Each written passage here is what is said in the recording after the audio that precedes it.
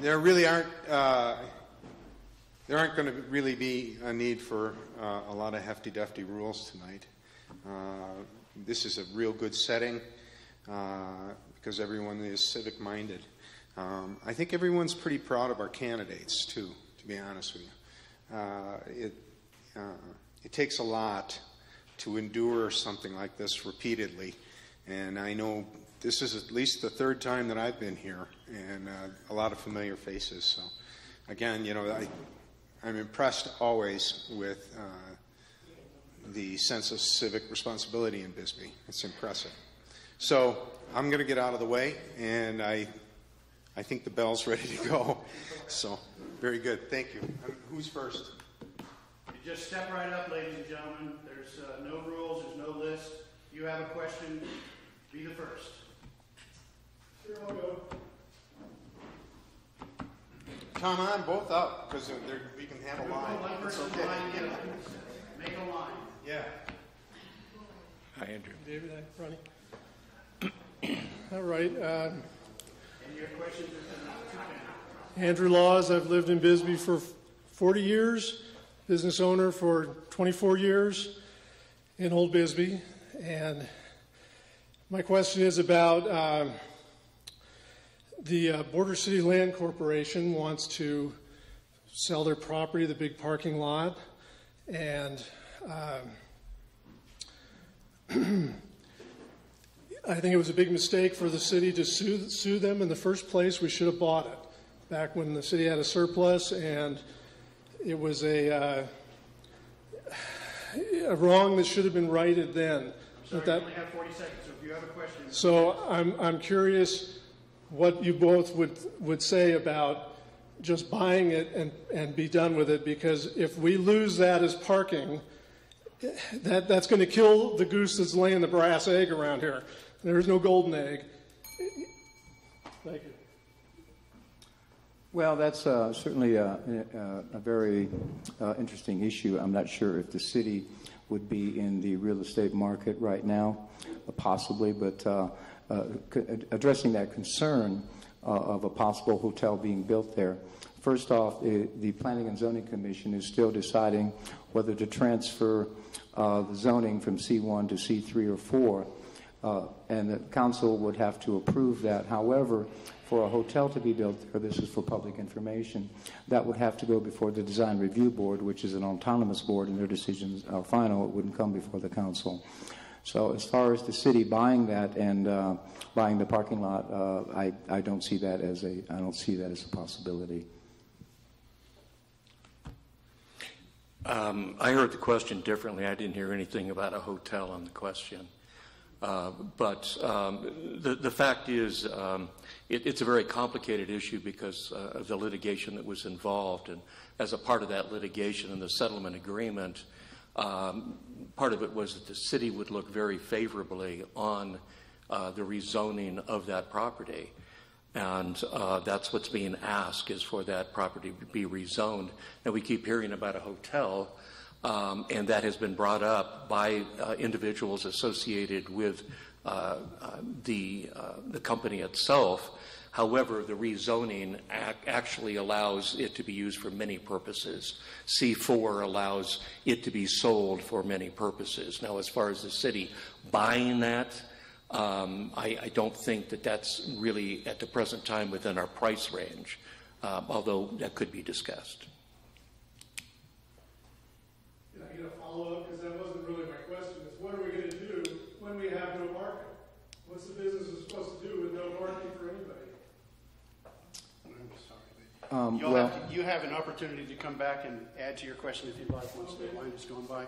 I would just like to add very quickly, we've got the great artist and satirist Pablo Pencil here tonight, who's going to be working on making images based on what he hears, and we'll post them on the wall for you to see. It's a little added bonus. Okay, so the real question is, what do you think is going to happen when there's no parking? Where do you think people are going to come here to take a bus from somewhere to go shop? No. What are we going to do about that? Because, you know, I feel like it's a wrong that the city doesn't own that. It would belong to the city. The city needs to put it right. And it's for sale. So when is it going to be for sale again? We're going to let some behemoth built there, and then first of all, it's pie in the sky. There's no demand for it, but why keep perpetuating this baloney and let's be done with it? And landscape it. Let's get some make it look nice. We can have trees. Thank you. Well, once again, I'll simply say that this issue is before the Planning and Zoning Commission, and they will be meeting again in probably mid-October, a couple of weeks from now. And certainly parking is one of the questions that they are concerned with. Let me just say it like that. Well, as I understand, the parking that they're concerned with has to do with whatever type of a structure would be there, and not, I think Andrew's question is generally, what are we going to do about parking in Old Bisbee if that lot goes away? The fact is the city's not in a position of condemning a lot or condemning property for parking. That just is not going to be done. And what is being looked at is, with a lot of cities, is satellite parking. And that is finding a location remote from the downtown area and bringing shuttle buses back and forth to bring tourists in. It's being done in many, many tourist destinations. Next question. Unless, Mr. Oertle, you have something to add to that? No, I do not. Okay, sir. Do you support the... Grady Meadows. I'm head of Step Up Bisbee NARCO. Do you support the lunches at Gore Park, lunches? And number one. Number two, what do you think the city should do to assist the homeless people in the city? Thanks. Are we rotating the question? Did you direct that to a particular person? Both of them. Okay, who would you like to get the first answer? Oh, Dave? Okay. Sure, be happy to. Do I support the Gore Park lunches? Yes. The quick answer is I do. I not only discuss that I do, but I in fact spend one day a week actually at the Royale. I'm called the sandwich guy. And I make sandwiches for the Gore Park lunches. And I serve those sandwiches and other food items, such as I whipped up a pasta salad the other day with 37 sandwiches. So I definitely support it. The second part is homeless. We have some really good things happening in Bisbee with the homeless shelter at the present time. And I think that we need to see how that is going to work with the expansion and punt from there for lack of time. Thank you. I also support the Gore Park lunches. I think that is a very humane thing, and as a character, it creates a better character in the community. However, we did have a work session concerning, and I hope I don't stray off the question, but what to do with homeless. And there was a work session or a proposal that they could use the Higgins Park by the swimming pool restrooms for showers, and I was not. During the work session, I implied that I had some serious concerns about that. I didn't think that was a good idea. And unfortunately, there was only 4 members of the council at that particular work session. I'm not sure if that was a prevailing sentiment, but I think putting homeless people that we don't really know who they are in a residential area and also a place where children go, I had some extreme reservations about that. As a follow-up? Question? As a follow-up? Do you have a follow-up? Yes. I just wanted to mention that the showers that were brought up had, in fact, the party that had asked about that had, in fact, asked that be pulled some 2 months prior. And so it was still put on the agenda somehow as a mistake. But the people involved in that had actually themselves decided that it was not a good idea. Yeah. Well, yeah, we did have a work session on that about a month ago, and I was not aware that had been pulled, and I was kind of wondering why that didn't come up on the agenda in the last couple of weeks. So I guess it's more or less a dead issue. Give us your name and address your question to one of the candidates. Exactly. Marie Miner. I've lived here 16 years. I actually have 2 questions. One's for Ron, and one is for Dave. So it's going to be hard to get this in. Ron, you've been a mayor here, I think 3 times and I'd like to be very specific about how you're going to help us get this city in a better situation. I mean generalistic. I mean some specifics, real specifics. Dave, the question for you is... Let me get you to come back and ask the second question. Okay. Do I go to the end or do I... Well, I have said repeatedly in newspaper articles and various debates that I've been involved in that the primary way to get a city to be shining is through infrastructure and paving streets. And right now we have about, at the end of this paving season, maybe perhaps around the 1st of November or so, we will have 94 of the streets that were dedicated to be paved. Half will be done in 2 years, and that is a grandfather clause, that sales tax increase. And I thank the voters in November of 2014 for passing that. And you put that together with the HERF fund, it gives us about $1 million a year. So we are proceeding to getting those streets paved, but looks like we'll get them all those 94 streets paved in within the next 2 years. We're going to have 4 more years. I'm sorry, Ron, it's not the question. Oh. The question is, how are you going to fix the budget? Right now, we're having an economic situation where we're not sure if we're even going to have enough reserves. That was the question, not how we're going to make the city look better. Okay, or structure better. Okay, I just didn't hear budget in that process. The budget is, we had a balanced budget this year. However, with the CON license that Arizona Ambulance now has, there was a serious drawback on that budget, and I estimated about $200,000. It was probably more. However, the MOU that we agreed with the hospital and Arizona Ambulance has dramatically improved that, and they're going to give us 2/3 of the interfacility transports, and they are also going to give us $100,000 for a new ambulance. And so as far as the budget concerned, with that MOU negotiated with Mr. Richard Marsh and obviously Mr. Dixon and the hospital board and Arizona Ambulance, was a fabulous deal, and I was thrilled with that deal, and I thank all the parties that were involved in that. So as far as the budget shortfall, I don't really see much of one this budget year, maybe about $100,000 perhaps. Now, I don't have the end of the quarter results yet, but I have two months report, and we are about on target at about 17% of expenditures. You know, some are a little bit higher, some are a little bit lower, and revenues are running about 17% too, but sometimes that's hard to gauge because some of the revenue comes in monthly and some of the revenue comes in quarterly. But I think we are okay for this year. I truly believe that. Follow up. We learn in business, and the city needs to operate the same way, that we can talk about ambulance revenues and we can talk about bringing money in to balance this budget. But there's the other side of the ledger, and that other side has to do with how much money we spend. Now, Ron just talked about we had these 2 months that we're looking at of the our first 2 months of this year, and it's the 17%. The fire department overtime that has been expended in these 2 months is 43% of the annual overtime that's been allotted in the budget.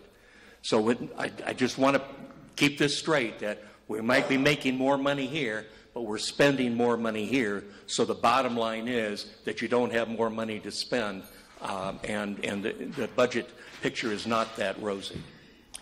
Let me just have a follow-up on that. Now, the agreement that the city signed with the hospital and Arizona Ambulance takes effect October the 1st. So I would imagine that the overtime, as far as the fire department, and particularly the ambulance service, paramedics and MTs and EMTs, will go down considerably. That makes no sense. That makes no sense whatsoever. If you're going to have 2/3 of the run, you still have to have the people there, Ron, to make those runs. That's what we've been doing now. Right now, we're getting 2/3 of the runs. The budget was built on getting 70% of the runs. And right now, because of this agreement, which is a great agreement, we're going to get 66% of those. But we still, at using the 66 to 70%, we're 43% of our budget gone instead of 17%. And so you can say that it's going to go down, but there's no way that it can go down. Well, I happen to believe it will, but also when you're dealing with public safety, the costs will be what the costs will be. So it's kind of difficult in a sense to relate to budget and human lives that are at stake. So the overtime budget will probably pretty much have to be what it is, whatever that might be, but I could anticipate it to go down. That's a difference of public safety. I totally agree. We cannot forecast catastrophes. But an ambulance service, we can forecast how many runs we are able to make per year. And that's all I'm saying. That's what a budget needs to be built on. And the overtime needs to be put in there correctly. Thank you. Next question, sir. Please state your name. My name is Peter van Guntlach from Warren. And my question involves the budget in terms of a solution to the shortfalls that we have. It's been revealed that we've been overcharged on the solar project significantly. And up to now, it's been sort of an anecdotal issue. But at this point in time, we have proof that there are violations of ARS on numerous occasions within the contracting of the whole system.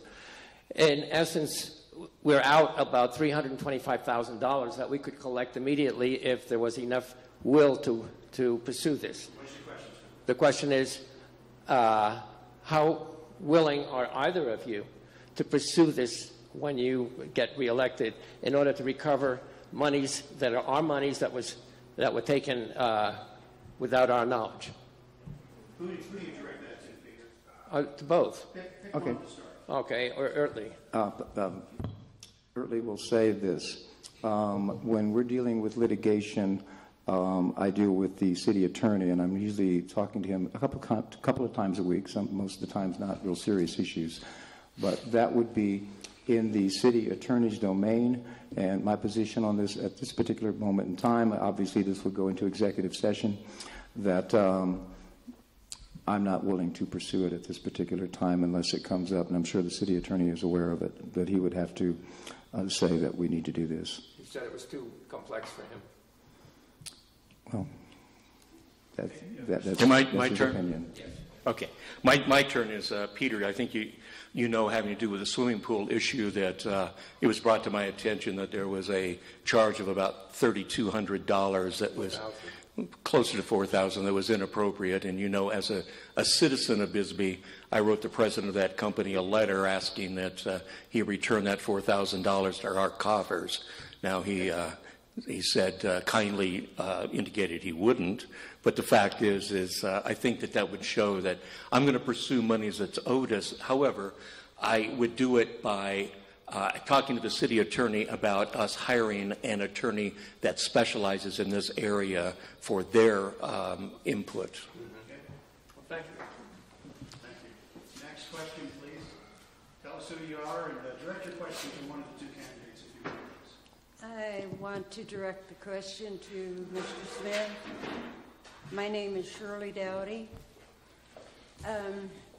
Mr. Smith, in 2012, when you were running for mayor, you said that you wanted a fire district or a volunteer fire department. You also wanted to have the sheriff's department take over the Bisbee Police Department. Are these still your wishes, or have you changed your mind? And if you have, if these are still your wishes, why? Why do you feel that way? Yes. Okay. Number one, I didn't run for mayor in 2012. I was running for city council. Well, Okay. when you ran Number for two, in 2014, I was running for mayor. Now, it's so interesting, Ms. Dowdy, what you've brought up has been passed around for the last 4 years. You will never find one location where I ever said I wanted a volunteer fire department. Yes, I have. State it, please. I don't have the exact figures with me, but I will. Okay, Ms. Dowdy, I'm not going to argue with you.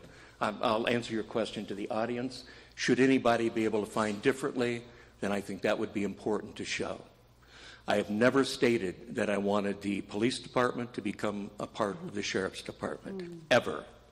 I've met with Mark Daniels to talk about those issues because some citizens came and asked me about that. We've talked about that in these several previous, this is my, I think, 8th time up here this go-around. As far as the fire department, I certainly did mention a fire district, which I'll be happy to discuss with you as well as I have with the fire department. Yeah, Mr. There we go. Just to say this, we do have an intergovernmental agreement with the Cochise County Sheriff's Department, primarily in case of emergency or our officers are tied up. In my opinion, we don't have enough, but we do have budgetary concerns, so we have to kind of deal with what we have. So in emergency situations, the Sheriff's Department will respond, but it's rather expensive. Which, of course, you're right, and they would respond anyway, even without an IGA. That's as long as we're in part of Cochise County, it's going to happen. So you bet. Yeah. So my name is Alice Hammers. I'm actually a resident of McNeil, so neither of you have to concern yourself. Alice, we know you. Okay. So my question is, do you think the city council needs a closer relationship with the school board? And if so, what do you think would be important, or how would you go about doing that? Ron can go first, okay. Or Dave. I've stated repeatedly that they are two separate taxing entities and they are two different governing bodies. And so the experts of the school district, and I am an employee of the school district, should operate autonomously by themselves without a whole lot of political influence from the mayor and council. Now, I know Mr. Smith has a different viewpoint, and I respect his viewpoint on that. However, that does not mean that I, as a citizen, and I would really only proceed in that manner with the school district, and I have made some suggestions, and usually they're positive ones and fun ones, because I think that's an important part of our society to have a little more fun and enjoyment. And I suggested that perhaps, because it's kind of a competitive system right now. We're competing with Douglas and Sierra Vista, Tombstone, et cetera, for students. So I suggested that they might want to consider Chinese language instructors, maybe 3 or maybe 2. Maybe one would rotate between 2 schools. And I think people in Sierra Vista would find that interesting because Asia, and particularly China, is going to become a major economic power. They already are, but they're going to be a dominant economic military power in the future. And it would be advantageous for students to know how to speak Chinese. My stand on this is very well known. I've written some op-eds on it. I feel very strongly that the city council and mayor should be working with the school board and with the superintendent. As a citizen, I have met with the new superintendent and discussed these issues along with the president of the school board and several members of the council because I feel that this is a very important issue.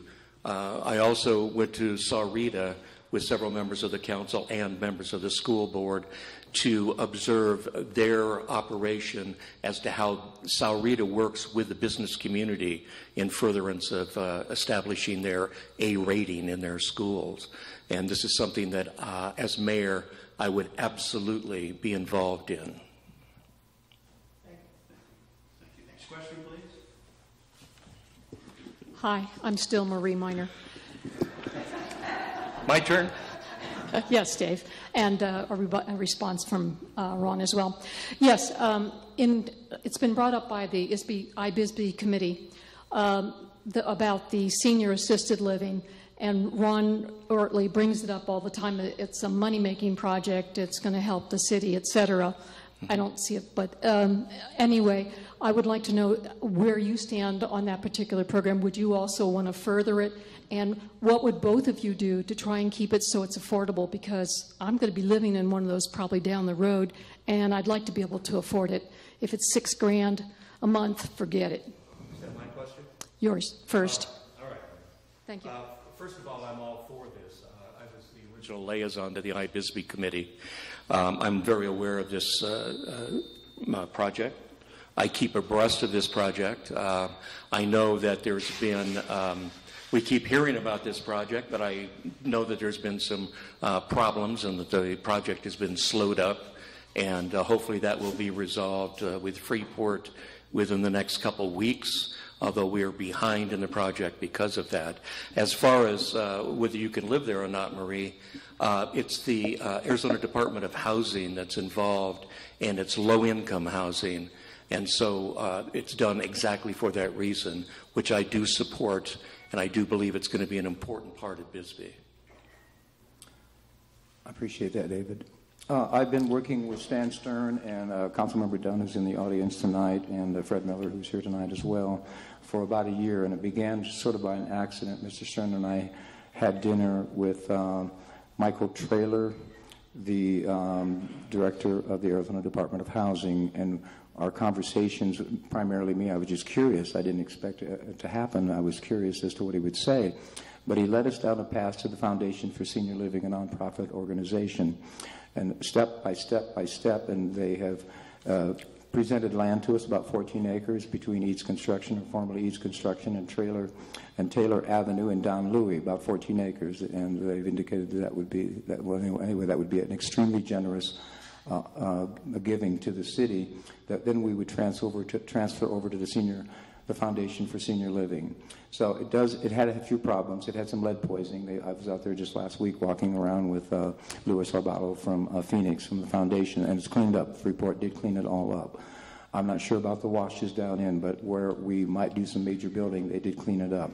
There's a metal building on there that is privately owned, and that individual leases the land from Freeport, and we were trying to solve that particular problem.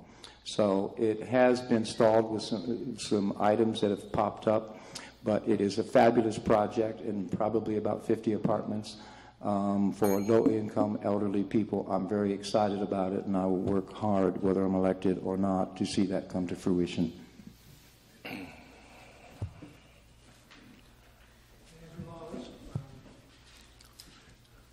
You guys have lots on your mind.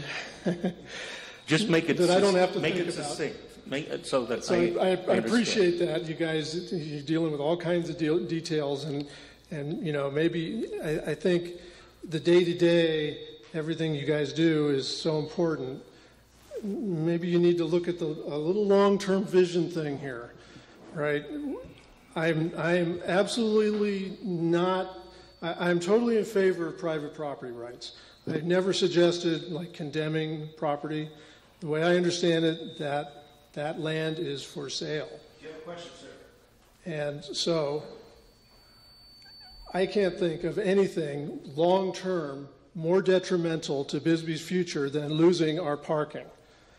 And so if you think you have something that would offset that, I'd like to know what it is, like how is this busing supposed to work? How much is that going to cost? You know, and I don't expect anything to be free. They charge for parking now. The city could charge for parking later. The city could charge for parking at night, which they don't do now. When they get all their business, they don't charge for parking. I think you've made your question. Thank you, sir. I just don't think the city is in the position to buy a parking lot at this particular time, but I understand your concerns about parking, especially in Old Bisbee. It is an option, I suppose, and something that I might want to address with the city manager and maybe a work session with the council. I'm not sure, but I understand your concerns of parking in Old Bisbee. I guess we are just going to have to possibly think about that, but I'm not sure if the city of Bisbee should be in the real estate market. And the former city manager, 2 city managers ago, Mr. Pauken, we sold a piece out here for about $600,000, 15.9 acres, just on the other side of Collins Road. And so that individual, I believe, is still sitting on that property, and I believe it's for sale. And I was kind of joking, and I said it's probably maybe sell it for half price. maybe we should buy it and resell it back in 5 years for another $600. And Mr. Parker said, we don't want to get into real estate speculation, but I was just joking with him to begin with.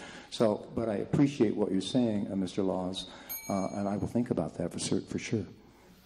As I understand your question, Andrew, and the answer is really pretty simple. I think Border City's land would be more than happy to sell this as a parking lot or anything else if they get the price that they're after. I don't believe at this point there's money in our budget to be purchasing a parking lot or anything else. But that is something that we could look at depending on how much the landlord, the owners of the property, want. It's just a simple math thing. How much does it cost? Do we have the money for it? We have a need for it. There's no doubt about a need for it.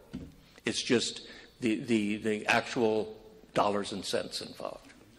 Let me say one final thing.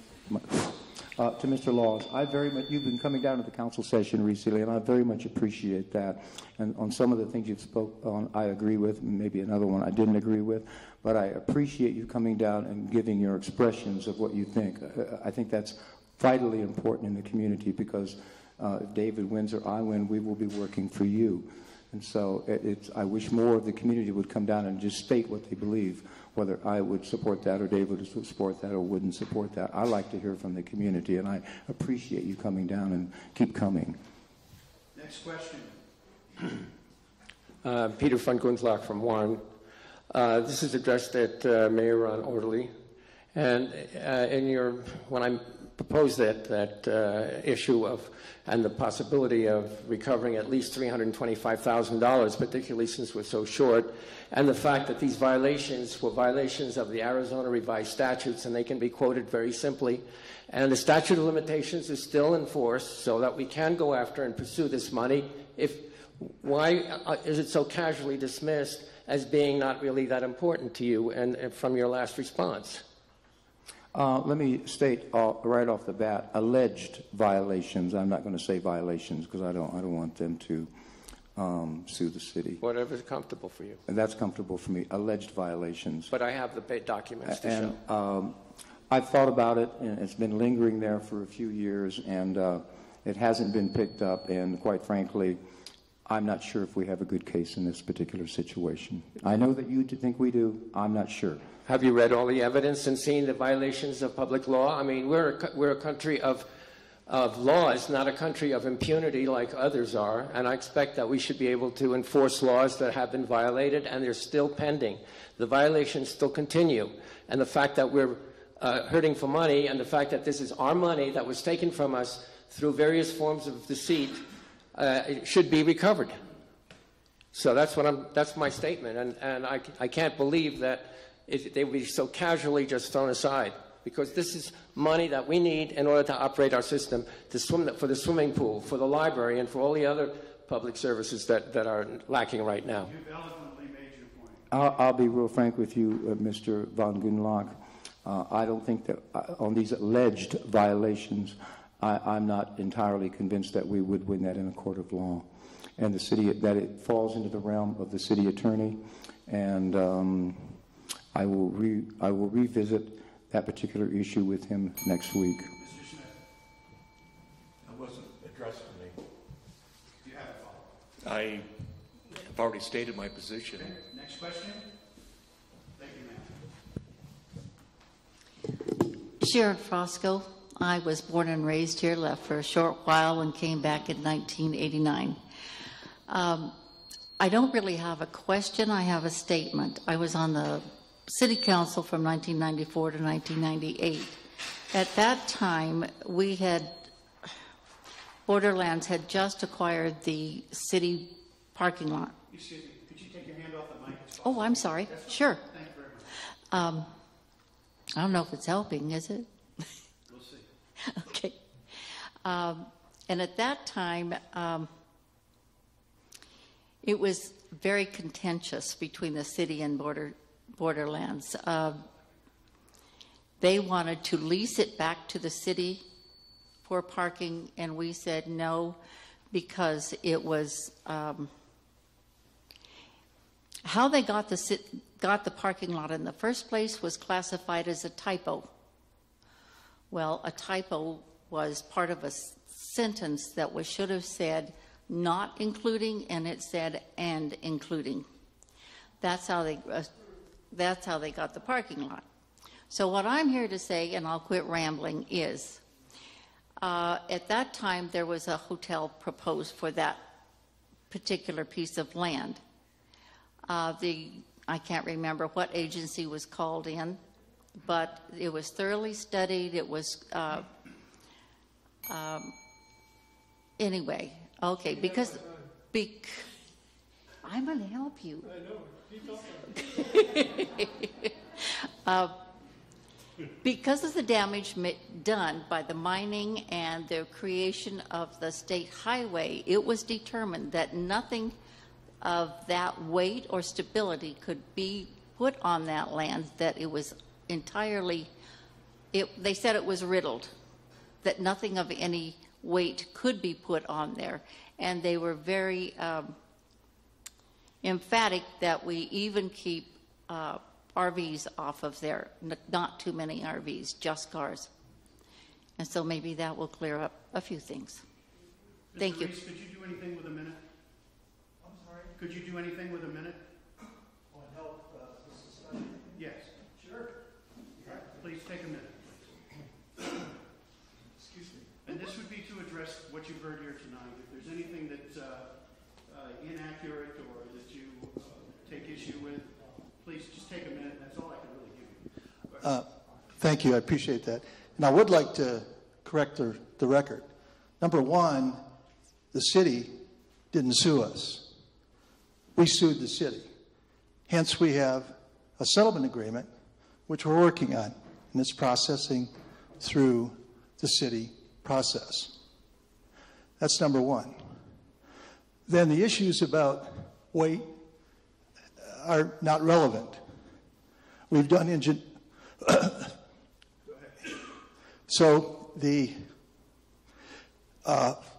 and we did not take ownership of that property because of a typo. We bought it out of a tax sale for $550,000. So it was a legitimate transaction.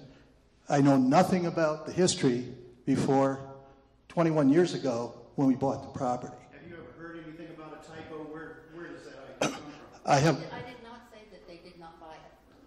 No. I think you attributed it to some extent to a typo. And I'm just wondering where that came from. Have you heard that before? I have no idea what that's about. So, anything else you'd like to add? Yes, if the issue is about that site and weight on that site, it's simply not true. We have the rights down to 40 foot. It's rock. There is a tunnel underneath there, the drainway, which is 18 feet below the surface. We've done the engineering. That property will support any type of structure. One quick question. Is your parking lot for sale? It is. Okay. You don't have to answer any further questions. I was just curious if it is for sale, because it's been talked about. Yes. Okay. Do you have a government rate? I'm sorry?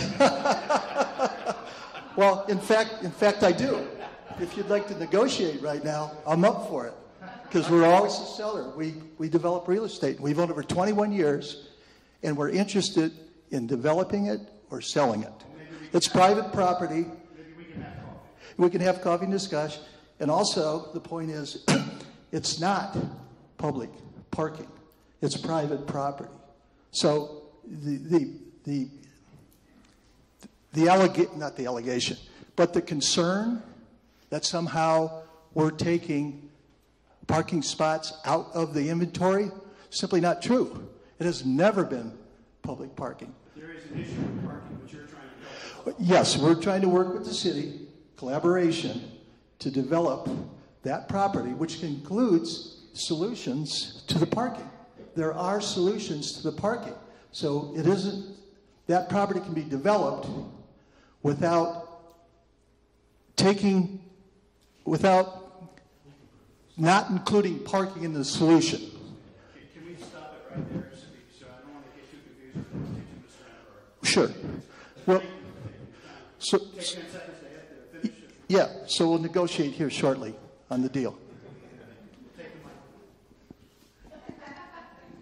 Ron and I were going to go sit in the back. We'll be up asking the questions. All right. Well, I don't think that contradicts anything anybody's really said. I mean, actually, where the hotel was going to be built was a different part of the lot. It was over closer, it was behind the mercantile building. That was the plan for the hotel. And the big lot, as far as I know, was still going to be parking. Do you have another question? It's my job to keep this thing rolling. You have another question? Is it not true that that has always been parking since whatever building burned down there how many decades ago? Yes, it has obviously always been parking for everybody, whether they had to pay for it or not. That's the parking. That's the only parking. Come on. All right, that was one question. I think their answer is yes. So I'd like to point out, I believe there's about 144,000 people in Cochise County. There's about somewhere around 75,000 people between Sierra Vista, Hereford, Huachuca City, out in that valley. There's going to be another 30-some thousand people over in Benson. They're not going to come to Bisbee to take a shuttle from somewhere, who knows where, to shop at our stores. And if the stores aren't surviving, there's not going to be any reason to build a hotel. So obviously my question is, yes, the city has no money. Can you think of, isn't there, I don't know these things, isn't there some kind of mechanism to make it possible to raise some money to do it? Whether it's like tacking on something on property taxes, like commercial property, some sort of development district that gets grants, I don't know what they are, but there's got to be something. Thank you. Thank you very much. Wait a second. Can I ask a question? Wait just a second. I want to make sure if there was a question raised that you would like to address, then please. I think probably David and I addressed Mr. Law's questions. Well, with the last statement, I just have a quick follow-up then that as many know, I've been proposing an art and cultural district in the downtown area. And an art and cultural district is, in fact, a mechanism, Andrew, because it's a 501c3 organization. It's not a city government entity. And so it does, in fact, encompass the area where that parking lot is right now. And there could, under some circumstances, be grant money available for worthwhile projects, which could include parking. All right. Do you want to step up to the microphone? I'm Frank. Recently, there was a meeting to discuss an entertainment district to a portion of alcohol licenses. My question is, recently we had the Labor Day events, which turned out to be nothing but an alcohol-related event. There was you couldn't buy a bottle of water. There was no food. There was no accommodations. And I wonder, is this what we want for the city, to be a strictly alcohol-based economy, or are we willing to diversify or to require, if we're going to have events, that there be stuff for everyone and for families and simple things like water and food? We had a work session. It was actually two issues on the work session, the Higgins Park issue and also the entertainment district issue. And I tried to speak, if I had lived up in Old Bisbee, and I raised some objections to it. Maybe I threw a couple of sort of jokes out that if we're dependent on alcohol sales for the economic salvation of Bisbee, I think we got a big problem. And so I was somewhat resistant to that idea, and I think only one or two people came down from Old Bisbee to that work session, and we talked about it quite a bit. And so I'm somewhat resistant to that, and what that entertainment district would entail is alcohol being sold within 300 feet. There's a state statute that says you can't sell alcohol within 300 feet unless it's obviously been grandfathered in. I believe that statute took place in the mid-30s or so. So in the work session, I was moderately opposed to it, but I don't live in Old Bisbee. And I really wanted the residents to, what their thoughts were about alcohol sales expanding up into residential areas to a certain degree. So it's easy for me to take a position for or against it, I suppose, because I don't live up there. I need to hear from the people of Old Bisbee what they think. Well, actually, I think it's most important to understand what an entertainment district really says and what it really means. And it's not the same as an art and cultural district that I just discussed. An entertainment district simply indicates that within a certain geographic area, a city is allowed to provide waivers to businesses or locations that are less than 300 feet from a church or school. In all of Old Bisbee, this encompasses only 12 properties. So what this means is this doesn't really mean more bars or anything else unless those 12 properties wanted to become a bar. And under those circumstances, they still have to go to the state liquor department. They still have to go through all of those type of things. So it doesn't just allow every place in Old Bisbee to be a bar. It allows 12 structures in Old Bisbee to apply for a liquor license. Excuse me, that didn't answer my question. Well, come up to the microphone, and you got 1 minute. We're out of time. Well, I'm sorry if I misinterpreted what I was trying to ask. My question wasn't about whether we want to give licenses or how we justify licenses. My question is, are we hoping to balance the economy of Bisbee on alcohol sales? Because if we are, then we're in serious trouble. We're going down the wrong path here. And I think to emphasize that as some magic bullet to solve our financial issues is wrong. I'm sorry. We don't have any more time for this segment, so thank you. It's been 50 minutes. It has. It's 10 minutes to 8 o'clock. And we've got 30 minutes coming up now with panelist questions. So I apologize, but we're just out of time. Thank you.